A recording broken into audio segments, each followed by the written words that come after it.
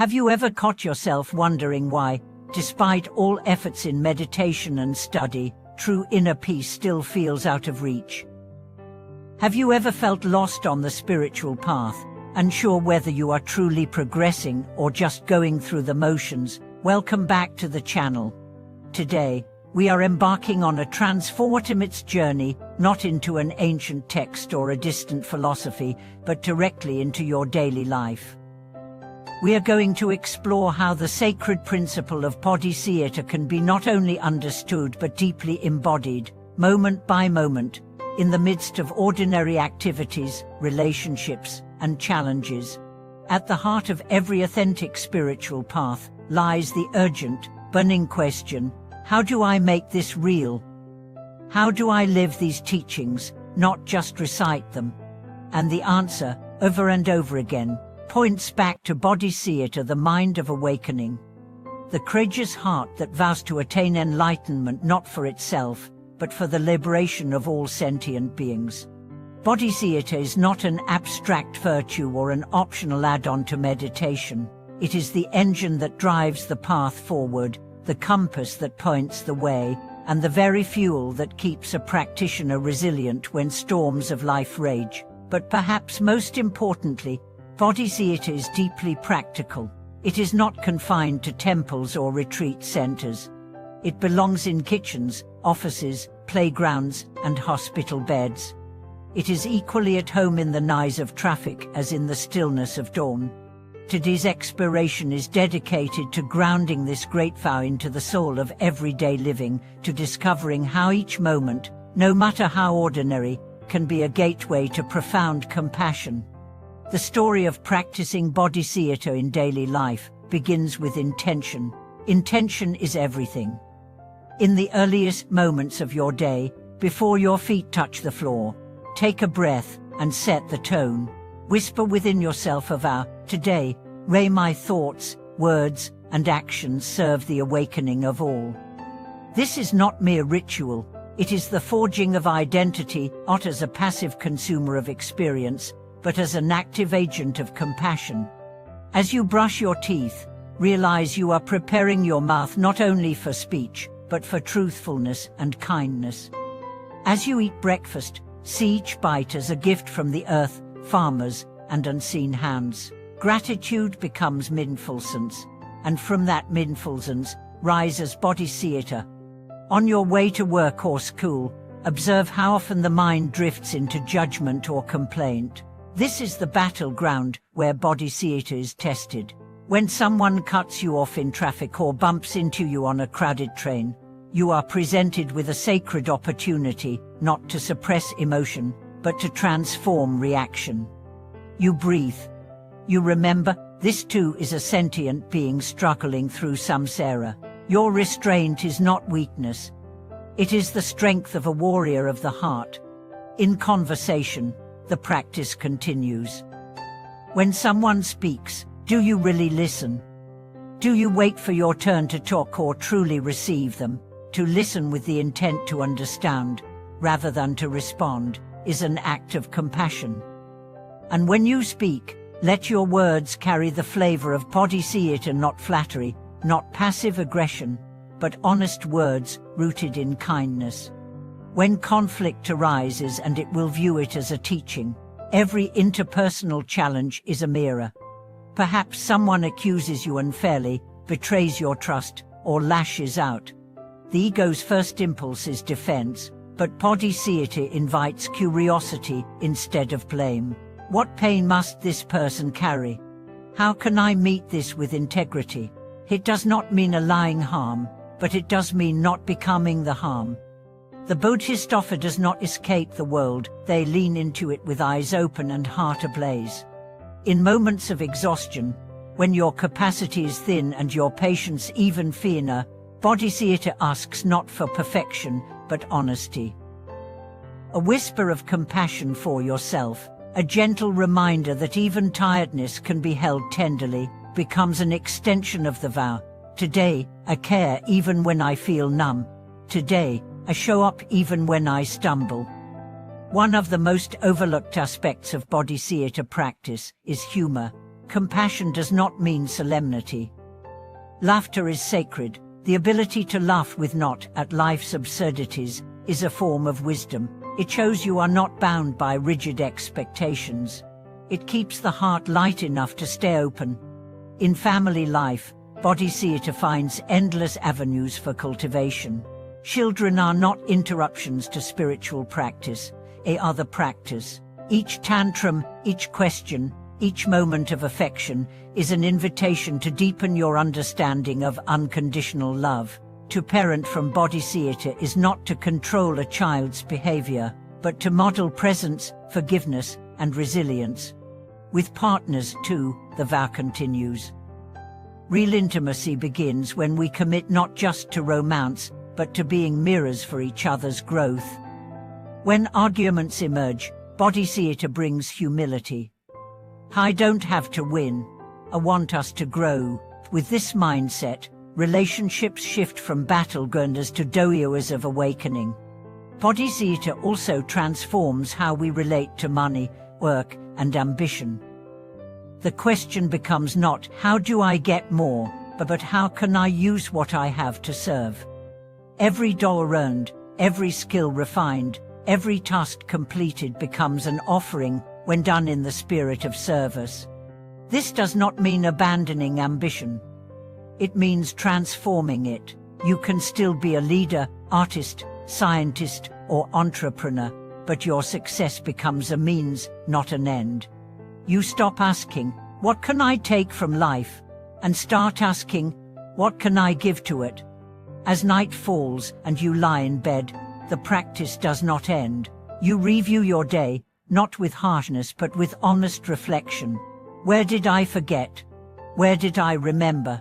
And with no regret, only resolve, you close the day with a silent vow, tomorrow I begin again. Bodhicitta is both infinite and immediate. You don't need to become someone else to live it. You need only return to who you already are when your heart is unguarded. To practice Bodhicitta in daily life is to walk through the world as if everyone were your teacher, the rude stranger, the crying baby, the slow cashier, the unfair manager. All of them are sculptors, chiseling away at the stone of your ego until your true nature emerges. The fruit of such practice is not visible overnight, but slowly, quietly, you change. Others begin to notice your steadiness, your warmth, your clarity. You are no longer easily triggered. You laugh more, you rush less, you listen more deeply. You become the person others instinctively trust, and not because you are perfect, but because you are present. And as more people begin to live this way, the world changes. Not through revolutions or systems alone, but through a shift in collective consciousness. The ripple of your vow becomes a wave. Your patience today shapes someone's healing tomorrow. Your smile today reminds someone of their own worth. Your forgiveness today dissolves generations of resentment. This is not exaggeration. This is the mathematics of love. So let this be your reminder: you don't need to move to a monastery or renounce the world to live a life of profound spiritual impact. You simply need to remember, again and again, that each moment is the path. Bodhicitta is not only what you feel in meditation, it's how you hold a crying child, how you return a stranger's gaze, how you breathe through a headache, how you eat, how you walk, how you type an email, how you say goodbye. It is not something you attain. It is something you uncover, layer by layer, breath by breath.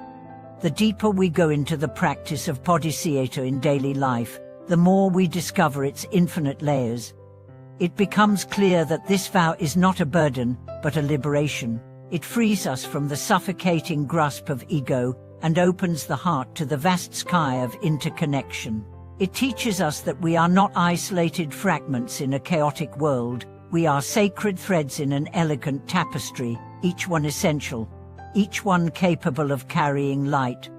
Imagine your morning again, not as a rush of tasks to be conquered, but as a sacred threshold.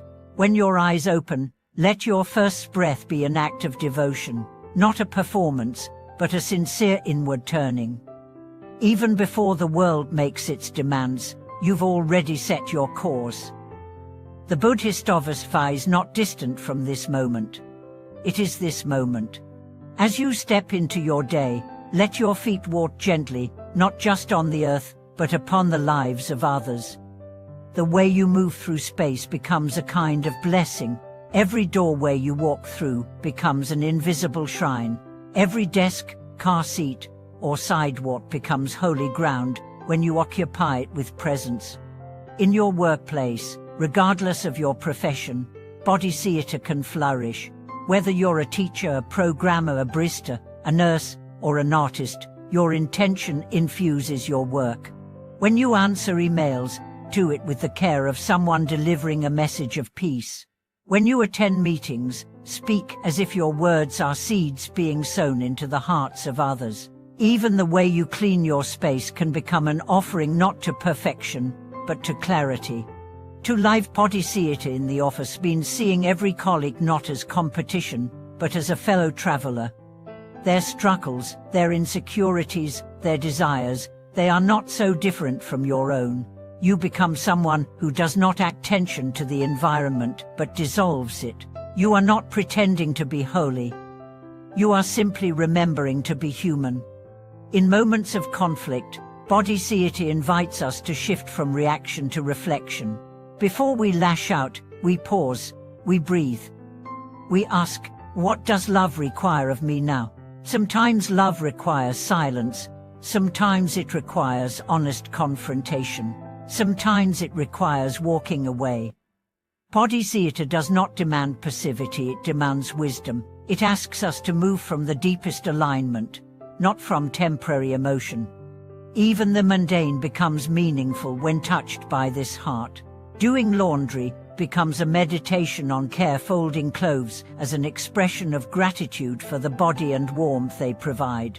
Washing dishes becomes a moment to cleanse the mind. Standing in line at a grocery store becomes a chance to offer blessings to strangers silently. You become a lighthouse, constantly transmitting steady, subtle kindness into the world.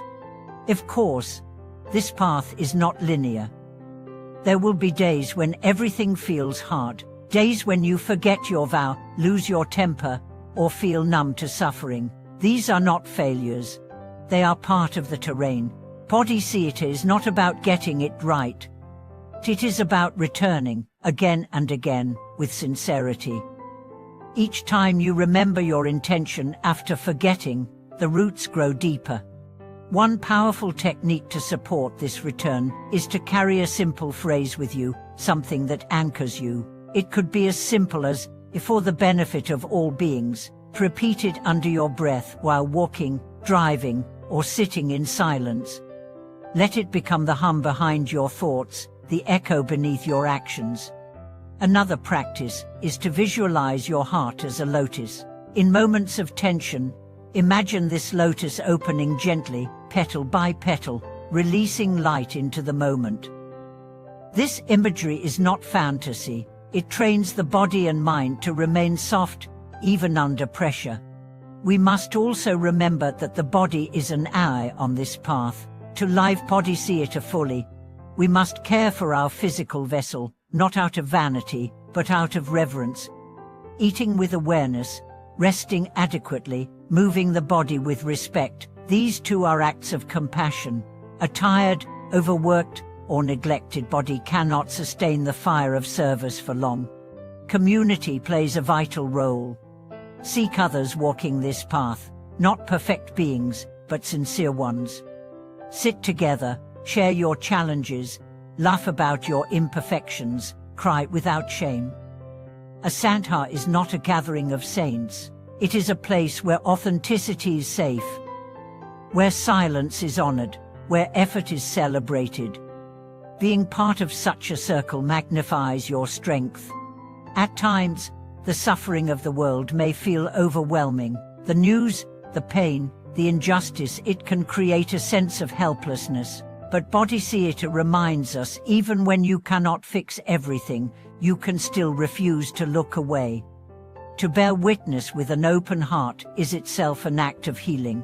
You may not stop the storm, but you can be the dry ground someone stands on. Remember too that Bodhicitta is not only for others, it includes you. Self-compassion is not indulgence. It is the soil from which generosity grows. You cannot pour from an empty cup. When you are hurting, give yourself the same care you would offer a friend. Speak gently to yourself. Rest, nourish, and then, when you are ready, return to the world, not as a martyr, but as a whole person. There are seasons in practice, times of blooming and times of retreat. Trust them all. Just as the moon waxes and wanes, so too will your energy and clarity. What matters is not that you always shine, but that you never forget the sky you belong to. And in all this, let joy not be forgotten. Joy is the secret fuel of Bodhicitta, the joy of seeing others happy, the joy of giving without expecting, the joy of simplicity. Let yourself feel it. Let it dance in your chest. Let it remind you that awakening is not grim duty, it is luminous love. Eventually, this way of being becomes natural. You don't have to think, how should I respond? Because the response arises effortlessly. The heart becomes trustworthy. Wisdom becomes instinctuant. Compassion becomes the default. This is not a fantasy. This is the fruit of consistent intention. Years may pass, life may change. You will grow older. You may lose people. You may face illness, disappointment, and grief. But if you've practiced well, Bodhicitta will not leave you. It will hold your hand in hospital rooms. It will whisper to you in the silence of grief. It will guide your final breath, gently, into the vastness from which it came. And perhaps, in your last moments, you will smile not because you had a perfect life, but because you loved well. Because you forgave often. Because you lived as a blessing, not just for yourself, but for others. And in that moment, the vow will continue. Even after this body returns to dust, the love you lived will ripple on, carried in the kindness of those you touched, the patience you inspired, the clarity you shared. Bodhicitta never ends, it only expands. Thank you for walking this path, in all its beauty and its messiness. You are needed. You are sacred.